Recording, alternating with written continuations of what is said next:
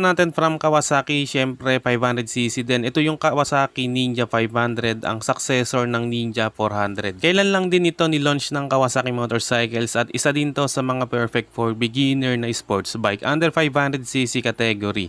Parang CBR 500R din ang riding position mo dito dahil medyo naka-upright position ka dito. Kaya sa tingin ko hindi lang pang racetrack ang CBR 500R at itong Ninja 500. Suitable din ito sa long ride. At pagdating nga sa makina nito, gumagamit ito ng 451cc double overhead cam 4 valves liquid cooled parallel twin cylinder engine na kaya mag-produce ng 51.3 horsepower at 10,000 RPM. At max torque na 42.6 Nm at 7,500 RPM. And sa fuel mileage ito, kaya nitong umabot hanggang 23 km per liter. At pagdating naman sa features na ina-offer ng Ninja 500, sa looks ito para siyang ZX6R. At syempre LED na lahat ng ilaw nito, naka-smart key system na rin ito, and naka-TFT display, meron siyang sleeper clutch, naka-dual ABS, and meron na rin itong Bluetooth connectivity. At meron nga pala itong dalawang variant, yung standard at special edition. So bali itong nasa harapan natin yung special edition. So ito yung naka-keyless, naka-TFT display, etc. Pagdating sa presyo, para sa standard, meron itong SRP na 353,800 at para naman sa special edition, ang presyo ay 379,600.